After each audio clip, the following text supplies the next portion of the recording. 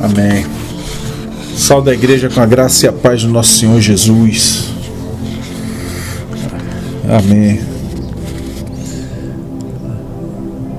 Abramos as escrituras em 2 Pedro, capítulo 1. Aleluia. Santo Deus. 2 Pedro, capítulo 1. Vou fazer a leitura a partir do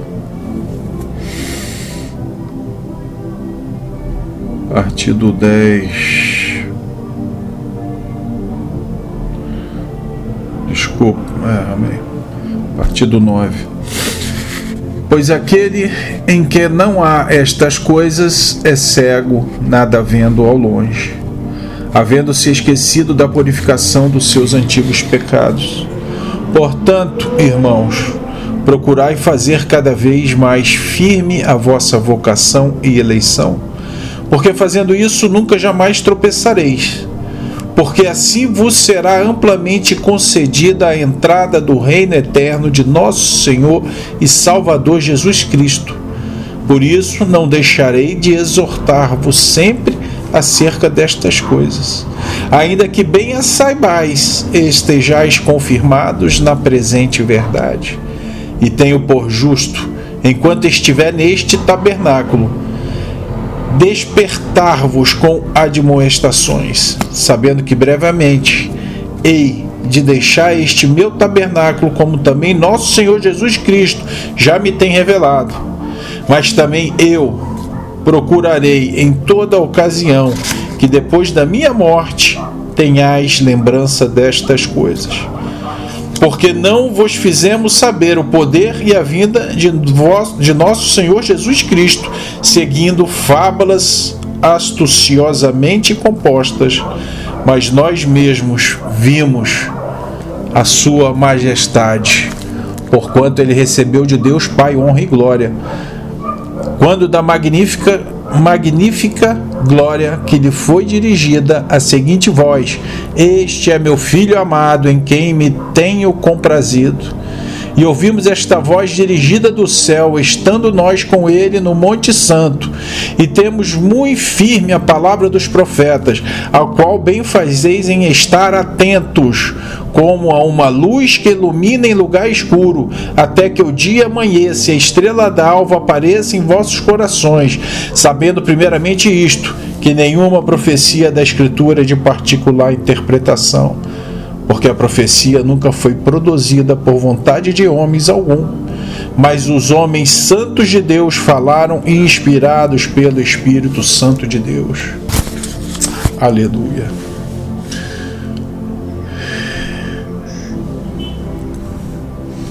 As práticas das virtudes cristãs, aonde o apóstolo Pedro, falando ali para os irmãos, já sabendo que Deus havia revelado de conduzir ele para a vida eterna com ele,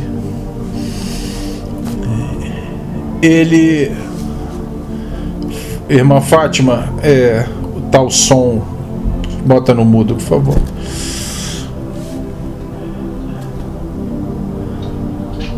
Vou desativá-la. Glória a Deus. Por isso, não deixarei de exortar-vos sempre estas coisas, para que bem saibais. Aleluia. Ou seja, os irmãos, os apóstolos, os discípulos estavam sempre cumprindo, tocando a trombeta, exortando, pregando, não somente evangelizando, levando a palavra, mas levando o conserto, levando a exortação, levando a repreensão, levando um sermão que traz ao indivíduo, ao que é chamado, a um autoconhecimento, ao auto se examinar segundo a palavra, porque a palavra nos traz a essa reflexão também, A palavra nos faz refletir, nos autoexaminar e nos dá o ensinamento, porque se a doutrina é de Cristo e Ele fez dessa maneira que ficasse registrado. Por isso falamos a doutrina de Cristo e também as doutrinas do apóstolo, porque são as mesmas de Cristo. Aleluia. Acontece que ele fala no 15 que também eu procurarei em toda ocasião que depois da minha morte tenhais lembrança destas coisas. Ou seja, em toda oportunidade em vida. E o Senhor usou o servo dele que não somente a oportunidade em vida, mas que ficasse registrado para que a oportunidade, as palavras, a mensagem que Cristo usou ele viesse até nós também. Aleluia. E antes desse texto que foi lido, ele fala sobre abundar com diligência, com zelo, com cuidado. Aleluia, com dedicação, com interesse. É uma busca, um empenho individual. Acontece que muitos têm sido ouvintes esquecidícios.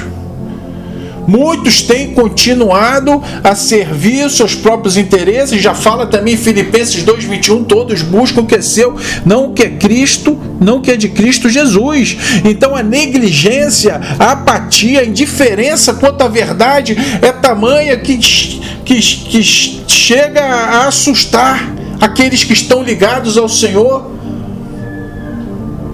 Aleluia. E assim o Senhor fala para que estejamos atentos, percebidos, ligados. Assim como a luz que ilumina o lugar escuro, essa luz que advém de Cristo, essa luz que também está na palavra, porque a palavra é o próprio Cristo, nós temos que estar atentando e observando. Aleluia. E em todos os tempos, irmão. Em todos os tempos houve falsos profetas, falsos pastores. Acontece que está aumentando porque o espírito de erro já se encontra na terra e está se formando agora uma geração de homens e mulheres que professam a Deus, dizem que são cristãos, dizem que são evangélicos, foram batizados, participam de ceias. Acontece que seguem a sabedoria do homem, fazem do seu braço a sua força, o seu entendimento. Que fontes têm sido essas? Da onde eu tenho recorrido às minhas fontes? Da onde eu tenho firmado os meus pés? Ou eu continuo ainda impregnado com hábitos e costumes que estão no meio do povo que se diz dele? Só que não atenta, não percebe a luz do Evangelho, porque são negligentes, estão desatentos, não estão abundando com diligência na fé, no poder que vem de Deus, no conhecimento que Deus nos dá através da sua palavra, através do entendimento espiritual, através do domínio próprio que o Espírito Santo nos dá, através da paciência, através da devoção. Como diz o texto em 1 Pedro 5:6, e ainda fala mais adiante que quem não abunda nestas coisas está estéril, não produz nada. Os estéreis não produzem nada, como foi lido em João 15. E se não produz nada, vai ser cortado e lançado no fogo. Está cego. Deus desse século cegando com hábitos e costumes e usando a própria Bíblia para poder justificar os seus erros. E o apóstolo Paulo aqui fala sobre, aleluia, muitos estão seguindo as fábulas, histórias, contos, mentiras, preceitos, induzindo essas preceitos. Muitas vezes as fábulas trazem um preceito moral positivo. um preceito moral até que condiz com a moral, com o caráter, com a personalidade de Deus. Acontece que muitas fábulas elas são compostas artificialmente, com astúcia, habilidade de enganar. É o engenho, é subterfúgio, são ciladas, são armadilhas, são compostas para poder fazer o indivíduo pensar que é uma coisa boa, mas na verdade afastar da verdade. E assim Satanás tem atuado entre os séculos dos séculos, como se fossem coisas boas, e as religiões são boas, todas as religiões levam a Deus, o que importa é você fazer o bem. E assim tem corrompido, porque homens que não têm compromisso com a verdade de Cristo, mas o seu compromisso é com a sua própria carne, com seus interesses, o seu compromisso, por isso estão cegos. E o Senhor tem falado hoje aqui: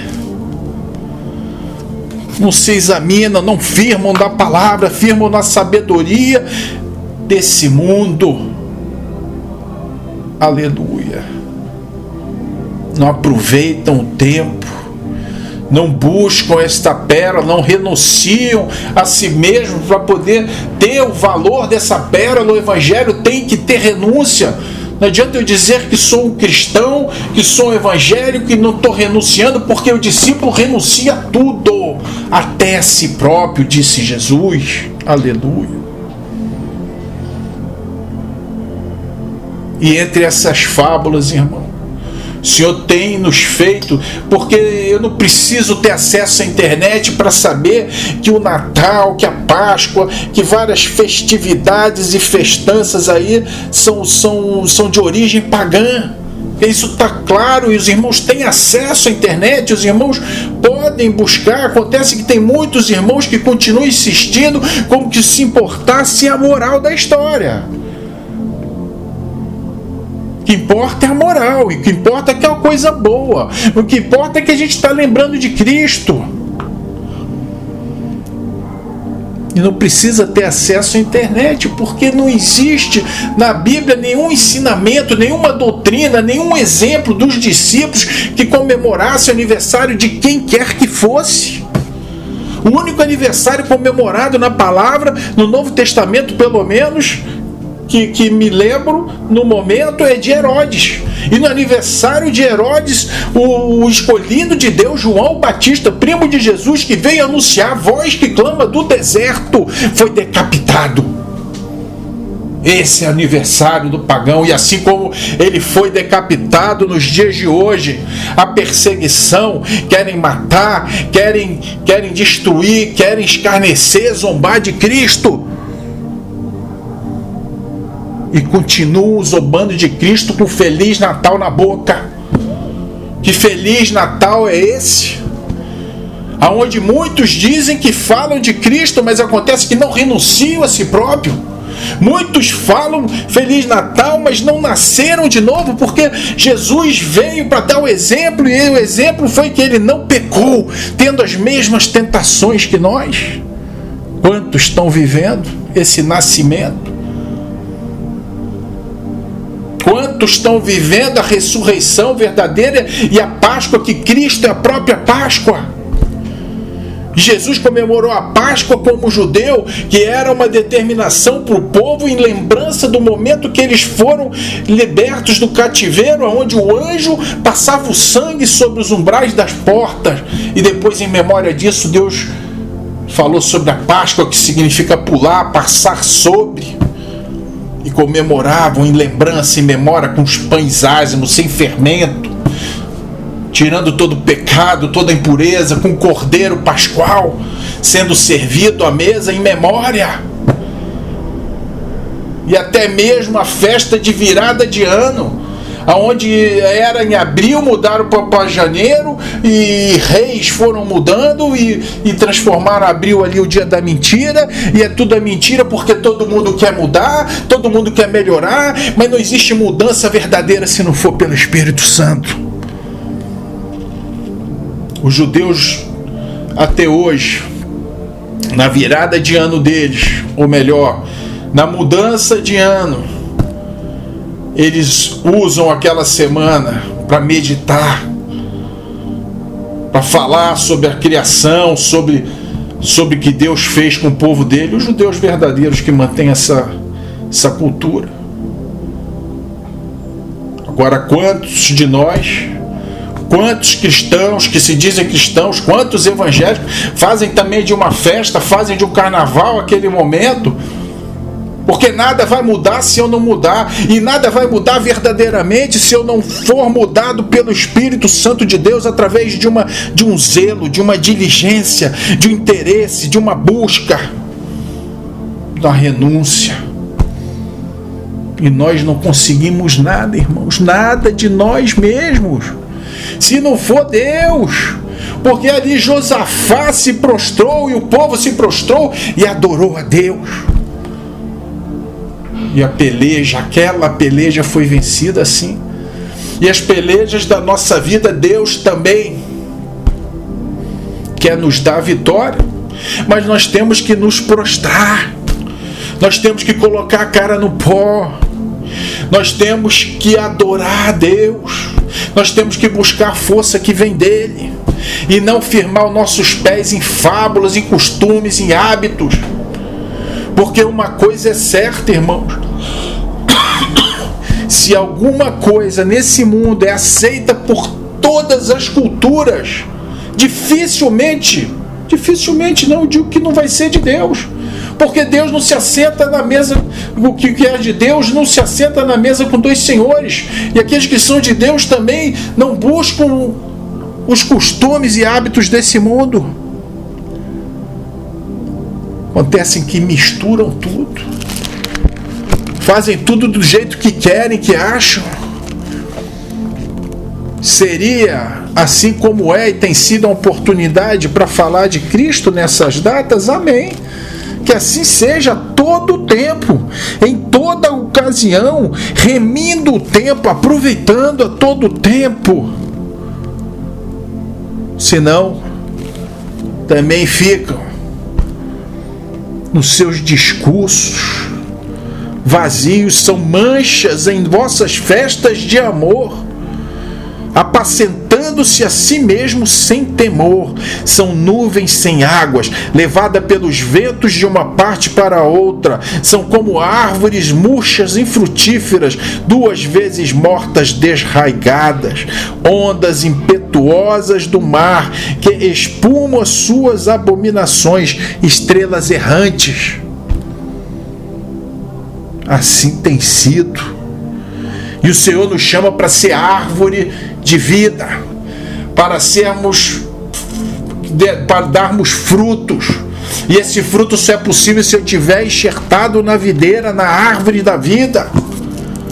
Não tem como eu ser uma árvore de vida, não sei como eu ser um carvalho de justiça se eu não estiver enxertado na árvore, se eu não estiver ali bebendo da seiva, da doutrina de Cristo, do orvalho que vem dele, que goteja sobre a terra, assim como a chuva, a água goteja, a doutrina dele goteja para aqueles que assim querem receber, para aqueles que assim querem a verdade, para aqueles que assim querem renunciar a si próprio, a si mesmo, para aqueles assim que querem amar a Deus, porque nós não sabemos como convém amar. Acontece que o Senhor nos ensina e nos dá intimidade a partir do momento que nós nos prostramos diante dele, o adoramos em espírito e em verdade, porque até mesmo isso, irmãos, vem de Deus, adorar ele em espírito e em verdade.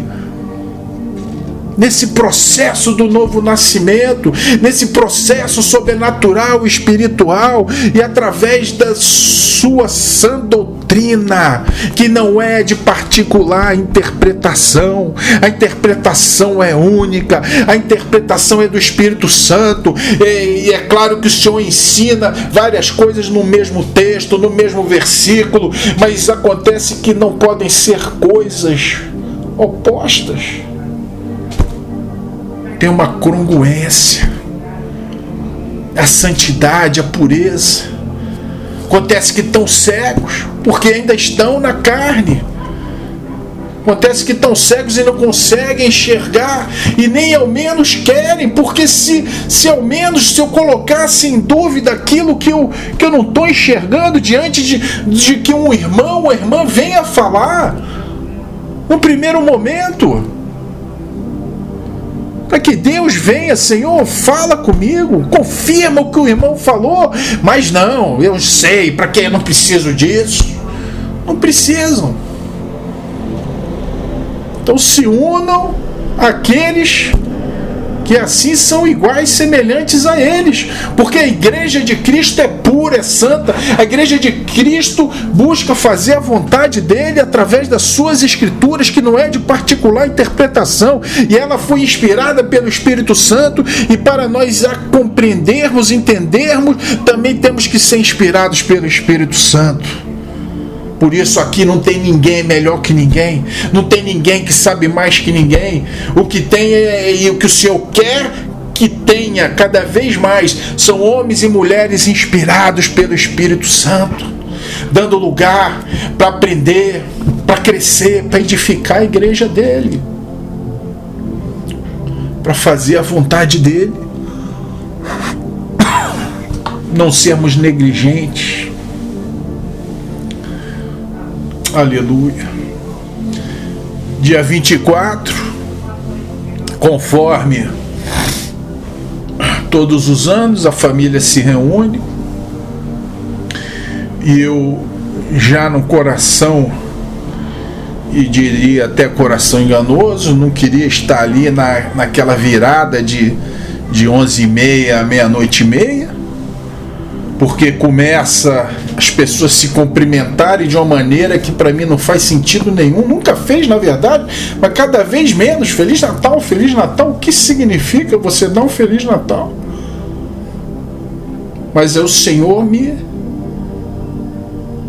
chamou, me convocou para que eu estivesse ali, e assim levasse uma mensagem numa oportunidade ali curta de 13 minutos, 12 minutos, onde a palavra dele foi pronunciada.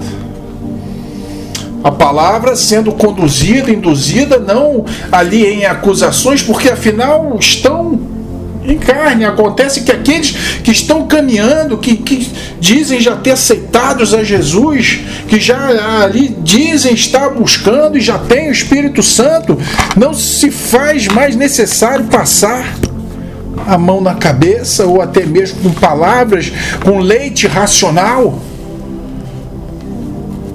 Aleluia.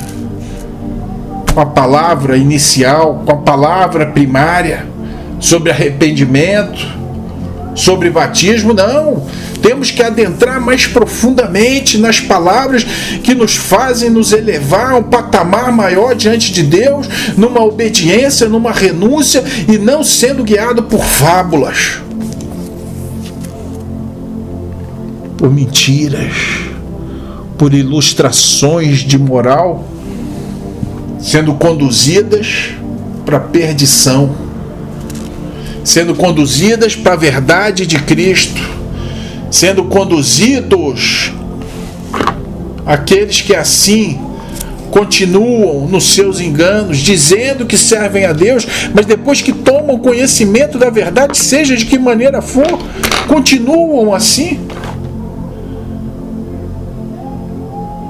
Como o Senhor já falou, o demônio do não tem nada a ver já está na minha igreja há muitos anos atrás.